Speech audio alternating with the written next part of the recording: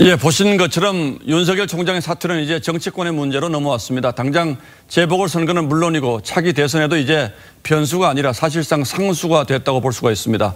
앞으로 윤 총장이 어떤 행보를 그리고 있는지 정치부 서준민 기자와 짚어보도록 하겠습니다. 자, 서 기자 어서 오십시오. 예.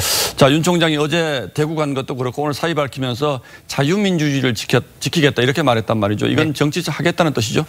그렇게 볼 수 있습니다. 이 앵커께서 거론하신 두 가지 모두 사실상 현 정권과 정치적으로 이 대척점에 서겠다는 의지로 읽을 수 있습니다. 예. 특히 말씀하신 자유민주주의라는 표현은 공정과 함께 이 보수와 중도 진영에서 회복해야 할 주요 가치로 꼽히고 있죠. 윤 총장이 지난해 8월 이 신임 검사 신고식 때 민주주의라는 이 허울을 쓰고 있는 독재와 전체주의를 배격해야 한다라고 말한 것을 떠올려 보면 이 오늘 자유민주주의라는 표현을 어떤 맥락에서 언급한 건지 이해가 되실 겁니다.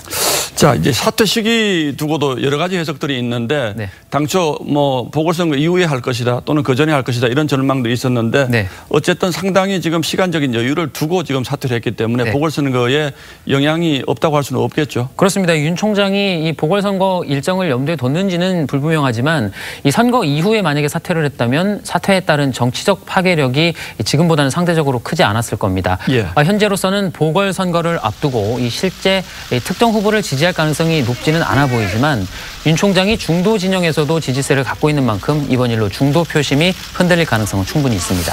열린민주당 최강욱 대표는 자신이 발의한 이 판검사 출마 제한법 이것 때문에 지금 이렇게 서둘러서 사퇴했다 이렇게 주장하고 있는데 이건 무슨 뜻입니까? 네, 그 최 대표는 판사와 검사가 이 퇴직한 지 1년이 안 되면 공직선거에 출마할 수 없도록 하는 법을 대표 발의한 상태입니다. 예. 이른바 윤석열 출마방지법으로 불리기도 했죠.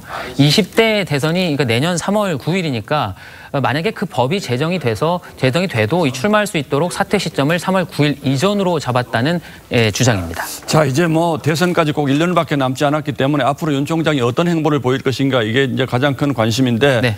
야당 쪽의 얘기를 들어보면요. 네. 윤석열 총장이 국민의힘으로 들어올 것인가 아니면 제3지대에 머물면서 자기 중심으로 정계 개편을 시도할 것인가 이게 가장 큰 관심사로 보이더군요. 네. 이거 어떻게 보고 있습니까? 그렇습니다. 윤 총장이 당장 어떤 특정 정당에 입당할 가능성은 높지는 않아 보입니다. 예. 그동안 자신이 이끌었던 이 정권 관련 수사가 결국에는 정치행위 아니었느냐라는 공격이 쏟아질 게 뻔하기 때문입니다. 하지만 아직 우리나라에서는 독자 노선으로 또 성공한 사례가 없었죠. 예. 그래서 먼저 중도 진영에서 세력화를 꾀할 거라는 이야기가 많습니다.